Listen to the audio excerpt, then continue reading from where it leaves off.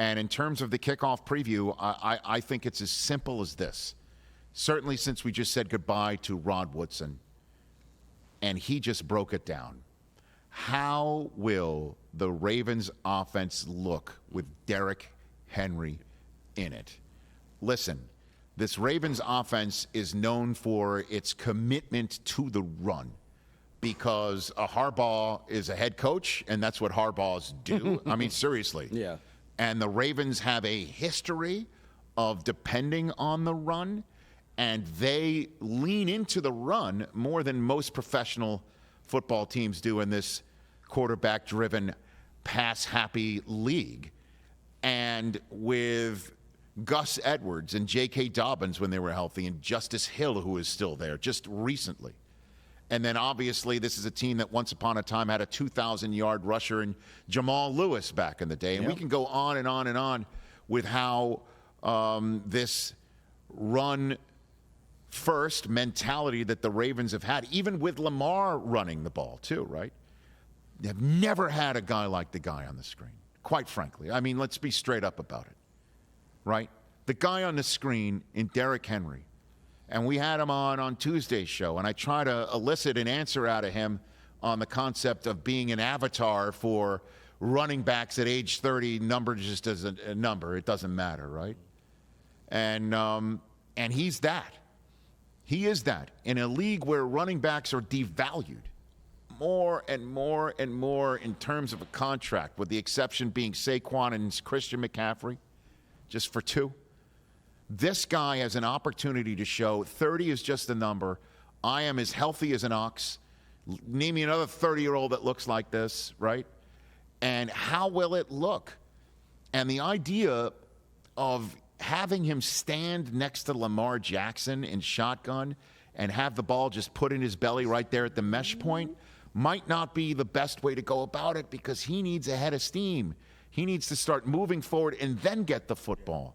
And maybe you've got a fullback actually in front of this guy in a system that is designed for it.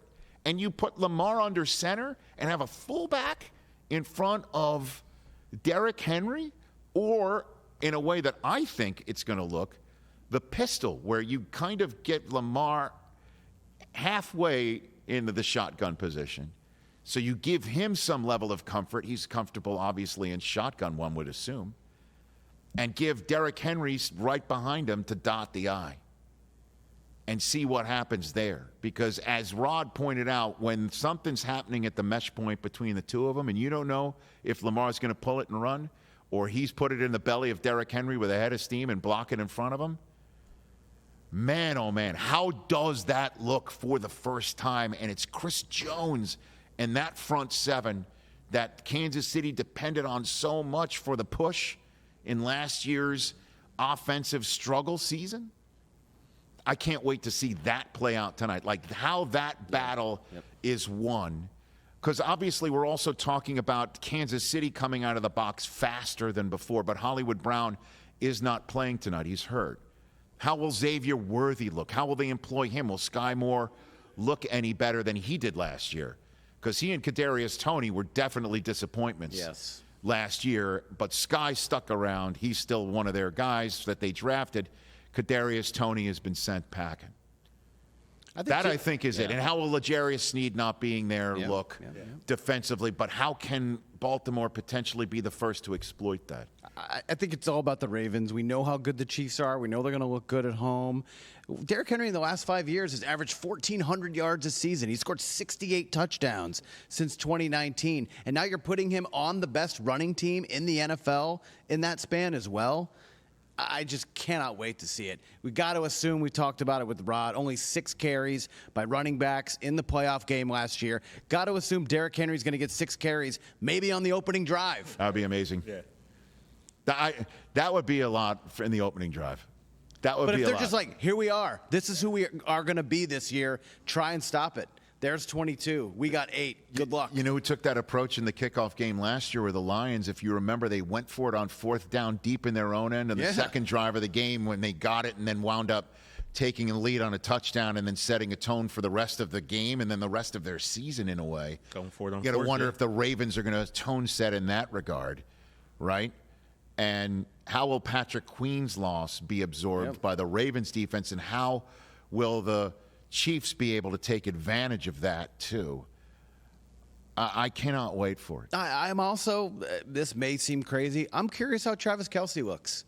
I wouldn't worry about that. Guys had a pretty wild non-football offseason. We haven't seen much of him in the preseason. I'm just curious. What are you curious about? He didn't play in the opener last year. I'm just curious what he looks like.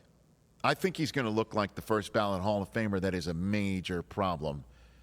Major problem. But as Rod was talking about, as soon as he got up from the chair, he said, looking at the film of last year's AFC Championship game, they didn't chip him off the line. They didn't touch him once. Yeah. He got free releases. All day. I can only imagine that will be different. Yeah. I can only imagine that will be different. And there's no Patrick Queen there now, too. It's going to be something else, man. I cannot wait. Catch the Rich Eisen Show every single day on the Roku channel, 12 to 3 Eastern, for free.